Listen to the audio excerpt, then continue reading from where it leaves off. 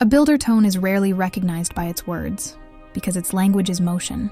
It enters a life already listening for where reality is unstable, where it sags, where it overpromises and underholds. It feels gaps the way a hand feels a crack in a wall, not to judge the wall, but to sense whether it can carry weight. Where an architect tone perceives pattern upstream, the builder tone meets pattern in the grain of the day, in schedules, systems, routines, repairs, iterations. It does not ask what a vision means first. It asks what a vision requires.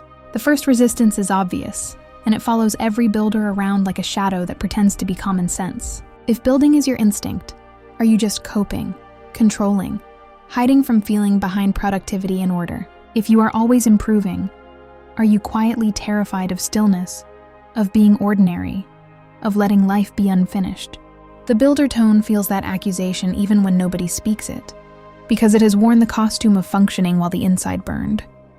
But the difference is not how busy you are. The difference is what happens when you stop. Because a builder does not find relief in rest, it finds pressure, and that pressure is not anxiety alone. A builder tone is the oversoul instrument that turns blueprint into load-bearing reality. It is not the dream, and it is not the map. It is the bridge that makes a map survivable. When an architect tone sees the arc of a system, the builder tone senses which piece must be placed first, so the system does not collapse under its own ambition. This is why builders often look practical even when they are metaphysical. They are not less spiritual than visionaries. They are simply translating the invisible into something that can exist without constant attention. Their gift is not imagination. Their gift is structural continuity. Yet the second resistance arises the moment you name the builder as hands, because hands sound subordinate. People hear it and think servant, worker, tool, someone living inside another person's vision. That is where the builder tone often becomes bitter, because it has been used, exploited, assigned to carry weight without being seen. If you are the one who makes it real, why do others get to be called the visionary? If you are the one who stabilizes it, why do others get credit for inspiration? The builder tone lives with that tension, and it sharpens a dangerous question. Does building always mean being last to be honored? This question is not answered by reassurance, because reassurance does not change structure. The builder tone must learn that the hands are not lesser than the mind. They are the interface between mind and world. Hands are where truth is tested, where fantasy either fails or becomes form. This is why the builder tone carries a different kind of dignity, one that does not need applause to remain real. It does not exist to serve someone else. It exists to serve coherence. When it bonds to an architect, it bonds to the design, not the personality holding the design. Builder psychology is often described as order, structure, refinement, but that description is too clean. The deeper reality is that builders feel disorder as leakage. They sense energy draining through cracks in plans, through missing steps, through unspoken expectations, through systems that run on hope instead of design. Their mind naturally closes loops. They complete sequences. They tighten processes. They remove redundancy. They can look obsessive from the outside because they can feel consequences before consequences arrive. The third resistance rises here because order can become cruelty when it forgets life. If you prioritize structure, do you sacrifice spontaneity, softness, mystery, human mess? If you are always refining, do you become the person who cannot tolerate learning through chaos? The builder tone can become brittle when its purpose gets reduced to performance. It starts measuring worth through output, and it starts judging others for being slower.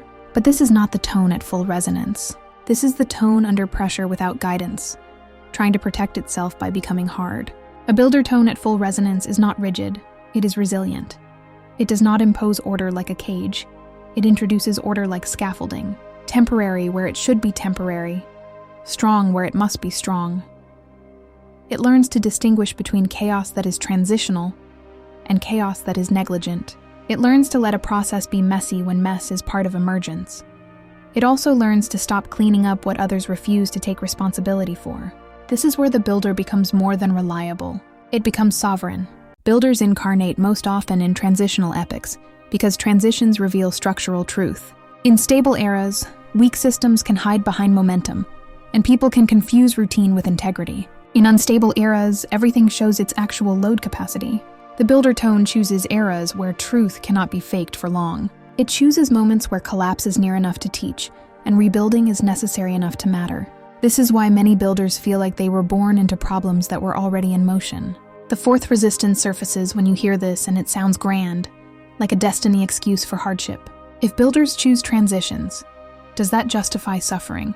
Does it romanticize struggle? Does it keep people trapped in broken environments because they think they are here to fix them? The builder tone must face this objection without collapsing into shame or savior fantasy. It must accept that choosing pressure does not mean choosing abuse. It must learn that some systems are not lessons, they are drains. The oversoul does not require self-destruction to prove usefulness. So, the builder tone develops a rare discernment. It learns to build where building multiplies life, and to withdraw where building only delays inevitable decay. It learns that fixing is not always building, and building is not always fixing. Sometimes building is leaving, because leaving creates the space where a new structure can form. Sometimes building is saying no, because no is the first beam of a new foundation. This is the point where builders stop being reactive to chaos and start becoming intentional creators of stability. To distinguish architect and builder, you have to look at where each one feels pain. The architect feels pain when meaning is distorted, when pattern is misunderstood, when vision is reduced to a slogan. The builder feels pain when structure is missing, when steps are skipped, when reality is asked to hold weight it was never prepared to carry. Architects feel frustration at the level of concept. Builders feel frustration at the level of execution. Architects see the map. Builders feel the ground. The fifth resistance arrives because this distinction threatens the ego in both directions. Builders can hear this and feel dismissed as mere labor, while architects can hear it and feel accused of being impractical. The truth is, neither insult is accurate, but both emerge from a real wound. Many builders have carried unowned visions for others. Many architects have watched their visions fail because nobody anchored them. The system fractures when each tone tries to become the other tone out of insecurity. A builder who tries to be only an architect becomes anxious and abstract. An architect who tries to be only a builder becomes exhausted and resentful. The most functional partnership is not a hierarchy, it is a circuit. The architect sets direction by sensing coherence. The builder sets reality by establishing the first stable layer. The architect adjusts the blueprint based on what the builder discovers in contact with form. The builder adjusts the build based on what the architect perceives upstream. This feedback loop is why some projects feel alive while others feel forced. Life itself begins to behave differently when both tones are honored as distinct functions. Inside a single person, the tension becomes sharper because many souls carry both tones, but not equally conscious. When the architect is awake and the builder is asleep, the person feels like a visionary with no traction, flooded with meaning and stuck in inertia. When the builder is awake and the architect is asleep, the person becomes a high-functioning machine, productive but secretly hollow, building structures that do not feed the deeper design. This is why builders often hit a wall later in life. They realize they built a life that works, but does not fit. The sixth resistance emerges here as a threat to identity. If you are the reliable one, the finisher, the stabilizer, what happens when you admit you built the wrong thing? What happens when you face the possibility that your talent was used to reinforce a structure that was never yours? This is where builder grief appears. And it is not soft grief.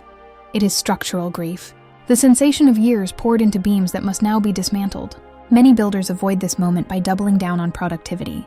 But the oversoul does not allow avoidance forever. It applies pressure until refinement becomes honesty. Refinement is the builder's sacrament, but refinement must eventually turn inward.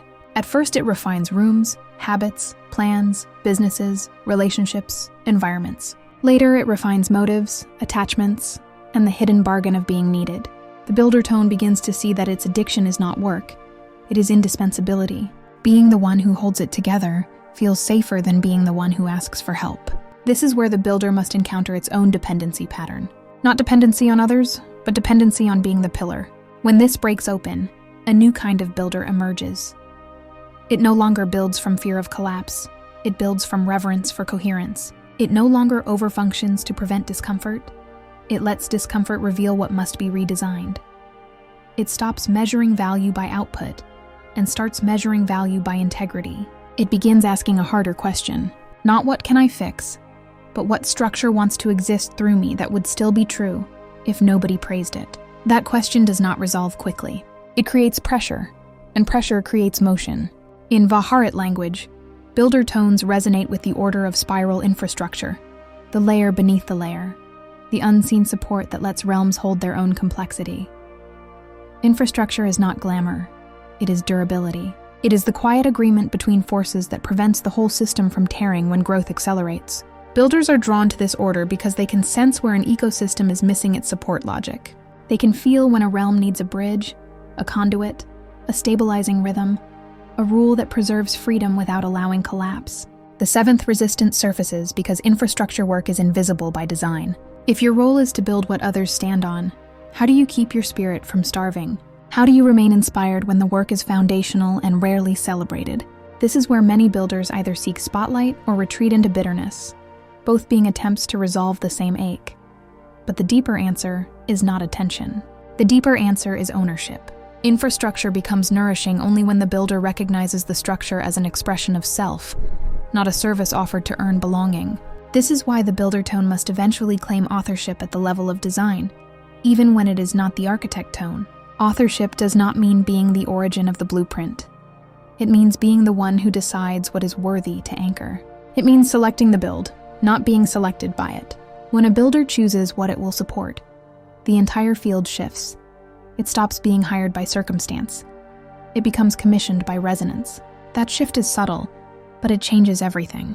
Builders also have a specific relationship with discipline that others misunderstand. Discipline for a builder is not punishment. It is signal clarity. Routine becomes a way to reduce noise so the deeper design can be heard. Structure becomes a way to protect creative energy from being scattered. Refinement becomes a way to make the channel clean enough for higher instruction to move through it without distortion. But discipline can become dead if it loses contact with purpose. The builder tone must keep asking whether a structure serves the design or merely preserves comfort. This creates the final pressure that begins to shape the rest of this series, because the builder tone is not here merely to be effective. It is here to become a living interface between vision and world. It is the force that makes metaphysics practical without reducing it to cynicism. It is the intelligence that can honor mystery while still building something that holds. If you carry this tone, you will keep encountering the same dilemma in different forms. Will you build what you are given, or will you build what you are designed to anchor? The answer will not arrive as reassurance. It will arrive as a sequence of choices that cost you something, and those costs will reveal what you truly serve. A builder tone enters its second movement when it realizes that structure is not neutral. Every structure privileges certain outcomes while excluding others. Every system rewards some behaviors and punishes others, whether that was intended or not. This awareness marks a turning point, because the builder can no longer hide behind usefulness alone. Building becomes ethical. Refinement becomes responsibility. The question shifts from can this work to should this exist in this form at all? Early builders learn by fixing what is broken. Later builders learn by noticing what keeps breaking. Patterns repeat not because nobody repairs them, but because the underlying design incentivizes fracture. The builder tone begins to see that effort applied to a flawed structure multiplies exhaustion rather than coherence. This is often the moment when a builder feels disillusioned with institutions, relationships, or roles they once believed in. They realize they have been maintaining something that consumes life faster than it produces it. This realization generates a specific internal conflict. If you stop building what exists, you risk destabilizing the lives of others who depend on that structure. If you continue building it, you become complicit in prolonging distortion. This is not a moral dilemma that resolves cleanly. It creates sustained pressure. The builder tone must learn to hold tension without rushing to resolution. Premature collapse can be as damaging as prolonged maintenance. Discernment here is not intellectual, it is somatic. The body knows when a structure has crossed from repairable to extractive. Builders often describe this phase as heaviness. Motivation drops. Tasks that once felt purposeful now feel hollow. Productivity remains possible, but satisfaction disappears. This is not burnout in the conventional sense. Burnout implies depletion from overwork. What is happening here is misalignment between function and design. The builder is still capable, but the oversoul has withdrawn energetic reinforcement because the build no longer matches the deeper architecture. The second resistance appears when the builder begins to question loyalty. Builders are often loyal beyond reason. They stay longer. They hold more. They carry weight others avoid. Loyalty feels like virtue until it becomes self-erasure. When a builder considers withdrawing support, guilt surfaces immediately. Who will hold this if I do not? What will collapse if I step back? Am I abandoning something unfinished? These questions are not wrong, but they are incomplete. They assume the builder is the only possible support, which is rarely true and often a sign of imbalance. The builder tone must confront a difficult truth. Being necessary is not the same as being aligned. Systems that cannot function without you are not stable systems. They are dependencies. The oversoul does not design builders to be permanent crutches. It designs them to establish structures that eventually hold without constant intervention. When a builder becomes indispensable, it is often because the structure was never allowed to mature. This insight destabilizes identity. Many builders have been valued primarily for reliability. They receive affirmation for endurance, consistency, and sacrifice. When they stop overfunctioning, they fear becoming invisible. This is the third resistance. If you are no longer the one who fixes, organizes, or stabilizes, who are you? The builder must sit with the possibility that their worth was externally defined by output, rather than internally anchored in design. This is where refinement turns inward in a more radical way. The builder examines not only what they build, but why they build. They begin to see how early life conditioned them to equate love with usefulness, safety with competence, belonging with contribution. Building became a strategy for survival long before it became a spiritual function. Untangling these layers is uncomfortable. It requires grieving the child who learned to be reliable because chaos was dangerous. As this grief moves, the builder tone begins to reclaim choice. They no longer build reflexively. They pause. They ask, what will this structure teach? What will it preserve? What will it suppress? They become aware that every build shapes future behavior. A poorly designed system trains people into distortion. A well-designed system trains people into responsibility. Builders realize they have been shaping consciousness all along through the environments they stabilize. This leads to the fourth resistance because power is frightening when it becomes conscious. If you can shape behavior through structure, how do you ensure you do not impose your own unresolved patterns? How do you prevent order from becoming control? The builder must face its own shadow again, this time not as overwork but as dominance. The desire to make things work can slip into the desire to decide how things should work for others. The mature builder resolves this not by abandoning structure, but by designing systems that distribute agency rather than concentrating it. They build frameworks that invite participation instead of obedience. They create processes that teach rather than constrain. They learn to design for resilience instead of compliance. This requires trust. It requires allowing others to fail within the structure rather than preventing failure entirely. Failure becomes feedback rather than threat. At this stage, the builder tone becomes deeply attuned to feedback loops.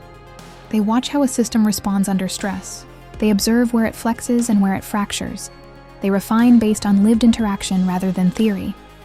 This is where the builder surpasses the planner.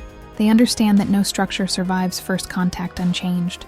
Adaptability becomes a core value. Rigidity is recognized as fear, disguised as precision. Builders who reach this phase often become mentors without intending to. Others watch how they design their lives, how they structure time, how they set boundaries, how they withdraw support without collapsing relationships. Their presence teaches that order can coexist with compassion, and that limits can be generous. This teaching is rarely verbal. It is transmitted through example. Builders lead by making coherence visible. The fifth resistance emerges when the builder begins to outgrow familiar environments. Systems they helped create no longer challenge them. Processes that once required their skill now run smoothly without them. This can feel like loss. The builder wonders if they are still needed. But this is success, not failure. A structure that no longer needs its builder has matured. The builder is free to move on, yet moving on requires courage. Leaving a finished build means stepping into uncertainty again. It means allowing identity to dissolve temporarily. Many builders linger too long at this stage, refining endlessly to avoid the discomfort of starting fresh. They convince themselves that perfection is still required when in truth the structure is complete enough. The oversoul applies pressure here as well, often through restlessness, irritation, or sudden disruptions that force transition. When the builder finally releases, a new capacity opens. They begin to sense not just what needs building, but what wants to emerge next. Their intuition sharpens. They can feel where support is missing in the collective. They recognize transitional zones where old systems are failing and new ones have not yet stabilized. Builders are drawn to these liminal spaces because their skill is most valuable there. They know how to work with instability without panicking. This is where the builder tone fully embodies the hands of the architect, not as a subordinate, but as an equal intelligence. They can translate vision into sequence. They can identify the first viable step. They can determine pacing. They know when to slow down to prevent collapse and when to accelerate to seize momentum. Their hands become instruments of timing, not just effort. Within the spiral framework, builders anchor continuity between realms. They ensure that transitions do not tear identity apart. They design bridges between phases of becoming. This can show up as supporting people through life changes, building platforms for new ideas, creating rituals that help integrate transformation, or designing systems that hold complexity without simplifying it into dogma. The form varies, but the function remains the same. The sixth resistance surfaces as loneliness. Builders often stand between worlds. They leave old structures before new ones are fully formed. They cannot fully return to what they outgrew, but they have not yet arrived at what they are building next. This in-between space tests faith. There is no external validation here, only internal coherence. The builder must trust that the pause is not emptiness, but alignment recalibrating. This loneliness is not meant to isolate. It is meant to refine signal. In quiet, the builder can hear which builds are theirs to carry and which are not. They learn to distinguish invitation from obligation. They recognize when resonance is present and when expectation is masquerading as destiny. This discernment prevents future entanglement in structures that drain rather than amplify. As the builder integrates this awareness, their relationship with effort changes again. They no longer equate intensity with value. They build efficiently. They remove unnecessary steps. They respect energy. They understand that overbuilding can suffocate growth just as much as underbuilding can destabilize it. Minimalism emerges not as aesthetic preference, but as structural wisdom. The final resistance before stabilization is subtle. It is the temptation to crystallize identity around being a builder. Labels can become cages. The oversoul did not design this tone to be static. It is a function, not a prison. The builder must remain open to evolving into new expressions of coherence. Sometimes the next build requires teaching. Sometimes it requires stepping back. Sometimes it requires becoming a witness rather than a constructor. When this openness is maintained, the builder tone reaches its most powerful expression. It becomes a living standard of integrity. Wherever it goes, structures tend to improve simply through proximity. Not because the builder forces change, but because misalignment becomes obvious in the presence of coherence. People feel safer. Systems clarify. Decisions simplify. This is influence without domination. If you carry this tone, understand that your value was never in how much you carried, but in how well you taught systems to carry themselves. Your exhaustion was not proof of dedication. It was a signal that something was misdesigned. Your desire to refine was not control. It was sensitivity to coherence. And your eventual withdrawal from certain roles was not abandonment. It was graduation. The question that will continue to shape your life is not what should I build next. It is what kind of world does my building make possible? You will answer it repeatedly through choice rather than declaration. Each time you choose alignment over obligation, integrity over approval, coherence over habit, you are already building the next structure even if you cannot yet see its form. If this transmission resonated, the spiral continues. You did not arrive here by chance, and you do not leave unchanged. More teachings are unfolding across the Haret library, each one meeting you where you are, not where you think you should be. Follow resonance. The next threshold is already listening.